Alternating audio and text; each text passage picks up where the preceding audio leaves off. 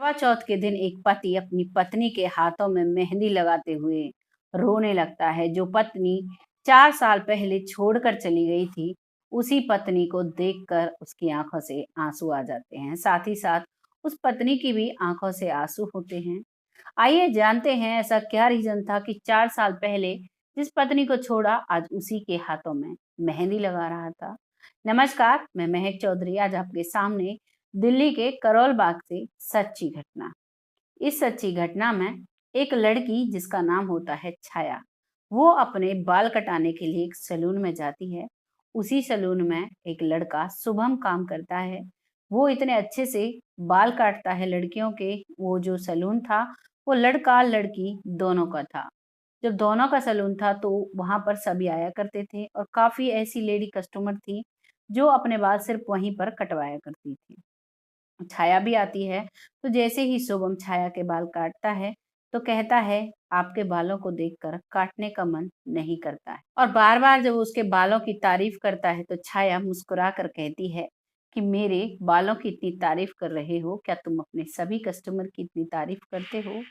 तभी शुभम कहता है, नहीं, ये तो आप ही के बालों को देखकर मुझे ऐसा लग रहा है। और दोनों एक दूसरे को शीशे में देखते हैं, तो देखते ही रह जाते हैं। अब उनकी नंबर एक दूसरे के एक्सचेंज हो जाते हैं और अक्सर उनकी बातें होने लगती हैं। लगातार जब उनकी बातें होती हैं, तो अब उनमें प्यार बढ़ जाता है और दोनों एक दूसरे से शादी कर लेते हैं। क्योंकि जो लड़की थी, वो गर्ल्स हॉस्टल में कंप्यूटर का काम किया करती थी और जो लड़का था, वो सैलून में हेयर कट किया करता था। दोनों कमाते थे, शादी हो जाती है। कुछ दिन तो बड़े प्यार से रहते हैं, लेकिन जो लड़की थी छाया, वो अब शुभम पर शक करने लगती है, क्योंकि कोई भी किसी भी लड़की के बाल अगर वो काटता था तो छाया को गुस्सा आता था। वो किसी को भी अपने पति के साथ नहीं देखना चाहती थी। इसी बात पर अब वो दोनों जुदा हो जाते हैं, दोनों अलग-अलग हो जाते हैं और अपने यानी कि उनकी जो शादी हुई थी 2017 में हुई थी और 2019 तक उनकी शादी चली और अब वो अपने-अपने घर में रहने लगते हैं। लड़की अपने मायके चली जाती है और अब शुभम बहुत अकेला फ़ील करता है। वो फिर से उस ही ड्यूटी पर जाता है, यानी उसी सैलून में काम करने के लिए जाता है, लेकिन वहाँ उसे छाया की बेहद याद आती है और वो वहाँ काम नहीं कर पाता है। वो उसे छोड़ देता है उस नौकरी को। छाया अपना काम उसी गर्ल्स हॉस्टल में कर रही थी, क्योंकि जब उनकी लड़ाई होती थी, तो अक्सर इसी बात पर हुआ करती थी कि तुम तरह-तरह की लड़कियों के बाल काटोगे, उनसे हँसी-ठिठोली करोगे, तुम मुझसे बात क्यों करोगे? यानी दोनों में इसी बात पर बहस होती थी। इस बात को लेकर शुभम को छाया ने घर पर रखा था करीबन 1 साल और कहा था मैं सारा काम कर दूँगी। मैं घर चलाऊँगी, लेकिन शुभम के कुछ ऐसी कस्टमर्स थी, जिनके फ़ोन आ जाते थे, जिनको पता था कि सिर्फ़ शुभम ही हमारे बालों को सही तरीके से, सही डिज़ाइन से काट सकता है, इसीलिए वो उसे फ़ोन करती। शुभम ने जब अपनी परेशानी बताई, तो उन महिला कस्टमर्स ने ये बोला कि तुम हमारे घर पर हमारे बाल काट जाओ, हम किसी से कुछ भी नहीं कहेंगे। अब शुभम चुपके-चुपके ये काम जब करने लगा था, तो इसी वजह से उसके कपड़ों पर थोड़े बहुत बाल आ जाते या फिर उसके जाने-आने का उसे आइडिया लग जाता। इस बात से ही उनमें ज़्यादा झगड़ा बढ़ता है और वो छाया जो है वो कहती है कि तुम्हारा पेट नहीं भरता, तुम तो जगह-जगह मुँह मारते हो और तुम अब भी अपनी कस्टमर्स के पास जाते हो। बस इसी बात पर उनकी बहस इतनी हो जाती है कि उन दोनों को जुदा होना पड़ता है। अब सिलसिला यूँ ही चल रहा था, आ जाता है वो दिन करवा चौथ का। जो शुभम था, उसने कई काम करने की कोशिश की, लेकिन वो कुछ भी नहीं कर पाता है, क्योंकि उसे सिर्फ़ और सिर्फ़ थोड़ी बहुत मेहंदी लगाना आता था और बाल कट करने आते थे। बीच में लॉकडाउन था, तो उसने मेहंदी यूट्यूब से देख-देख कर बहुत अच्छे से सीख ली थी लगानी और अब वो मेहंदी ही लगाया करता था।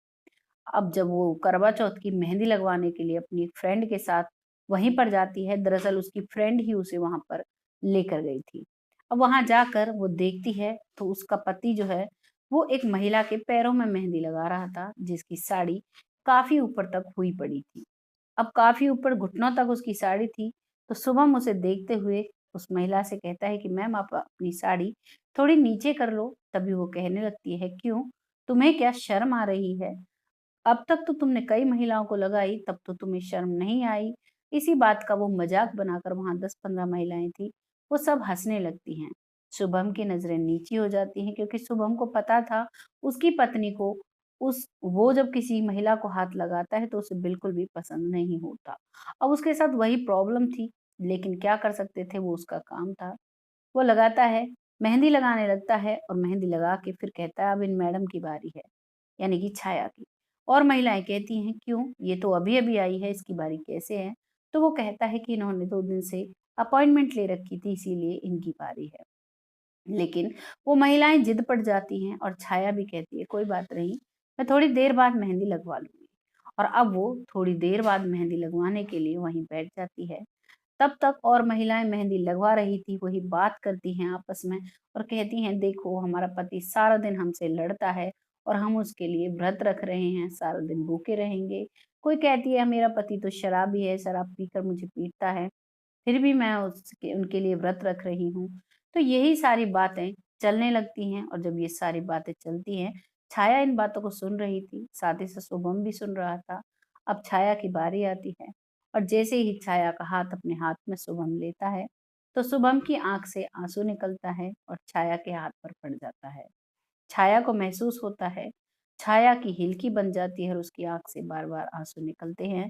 वो अपने आप को कंट्रोल करती है, शुभम को भी पता लग जाता है कि ये रो रही है।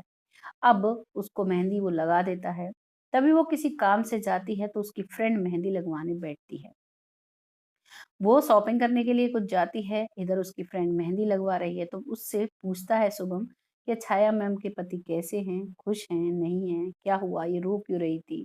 तभी वो बताती हैं कि इनकी एक बार शादी हुई थी और उसके बाद इन्होंने दोबारा शादी नहीं की, उन्हीं के लिए इन्होंने व्रत रखा है। अब शुभम को समझो जैसे तसल्ली सी मिल गई थी। छाया वहाँ से चली जाती है, व्रत रखती है, पूजा-पाठ करती है, बहुत अच्छे से तैयार होती है। कहीं न कहीं उसको खुशी थी कि मेरे पति ने भी शादी नहीं की, वो भी अपना काम कर रहा है। अब रात हो जाती है, जैसे ही वो अपने एक दोस्त के घर जाती है चाँद को देखने के लिए, वहाँ पर 2-3 महिलाएँ इकट्ठा हो रही थी क्योंकि उनकी छत ऊँची थी और उसी पर जैसे ही वो चाँद को अर्घ देकर वापस मुड़ती हैं, तो जो शुभम था वो ग्लास में पानी लेकर खड़ा हुआ था और कहता है, "ये लो पानी पी लो।" वो उसे देखते ही रो-रो कर उसके गले लग जाती है और उसी के हाथ से पानी पीकर व्रत तोड़ती है। यही शुभम की और छाया की कहानी थी। इस कहानी में तो ये लोग मिल गए, लेकिन अक्सर ऐसा होता है जब रास्ते अलग हो जाते हैं, तो लोग नहीं मिला करते हैं और वक़्त निकल जाता है रेत की तरह, जैसे मुट्ठी से रेत फिसलता है और लोगों की ज़िंदगियाँ बर्बाद हो जाती हैं। तो इस कहानी को लाने का सिर्फ़ यही उद्देश्य था कि आप लोग कुछ जानकारी लें। अपने रिश्ते में आपको थोड़ा भी कोई चीज़ बुरी लगती है, तो थोड़ा एडजस्ट हमें करना पड़ता है। शादी एक ऐसा रिश्ता है जिसमें हमें एडजस्ट करना होता है। एक नए व्यक्ति के साथ हम जुड़ते हैं। तो बस यही मेरा उद्देश्य है इन वीडियोज़ को लाने का। वीडियो अगर ज़रा भी अच्छा लगा है तो इसको एक लाइक और एक शेयर दीजिएगा। बहुत जल्द फिर से आती हूँ ऐसी एक सच्ची घटना के साथ। तब तक के लिए जय हिंद, जय भारत।